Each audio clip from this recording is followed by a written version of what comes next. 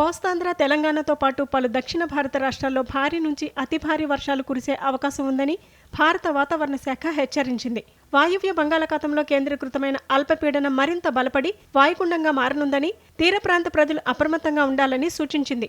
IMD విడుదల చేసిన bulletin ప్రకారం కోస్తాంధ్ర, తెలంగాణ, దక్షిణ ఒడిశా, దక్షిణ ఛత్తీస్గఢ్తో పాటు కర్ణాటకలోని పలు ప్రాంతాల్లో భారీ వర్షాలు నమోదయ్యే అవకాశం ఉంది.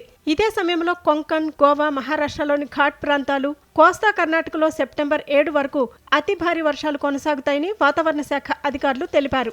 మరోవైపు హిమాచల్ ప్రదేశ్, ఉత్తరాఖండ్, ఛత్తీస్గఢ్, ఒడిశా, గుజరాత్, మధ్యప్రదేశ్ రాష్ట్రాలకు ఐఎండీ రెడ్ అలర్ట్ జారీ చేసింది. ఈ ప్రాంతాల్లో కుండపోత వర్షాల కారణంగా వరదలతో పాటు కొండచర్యలు విరిగిపడే ప్రమాదం ఉందని హెచ్చరించింది. కొండ ప్రాంతాలకు వెళ్లాలనుకునే పర్యాటకులు తమ ప్రయాణాలను వాయిదా వేసుకోవాలని అధికారులు విజ్ఞప్తి చేశారు.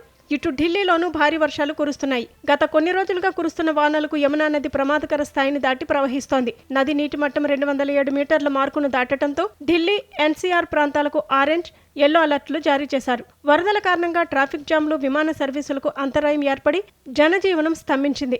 ఈశాన్య రాష్ట్రాల్లో కూడా వారం రోజుల పాటు వర్షాలు కొనసాగుతాయని ఐఎండీ హెచ్చరించింది. ఈ నేపథ్యంలో ప్రజలు అత్యవసరమైతే తప్ప ప్రయాణాలు పెట్టుకోవద్దని, వాతావరణ శాఖ సందేశాలను ఎప్పటికప్పుడు గమనిస్తూ సురక్షిత ప్రాంతాల్లో ఉండాలని అధికారులు సూచించారు.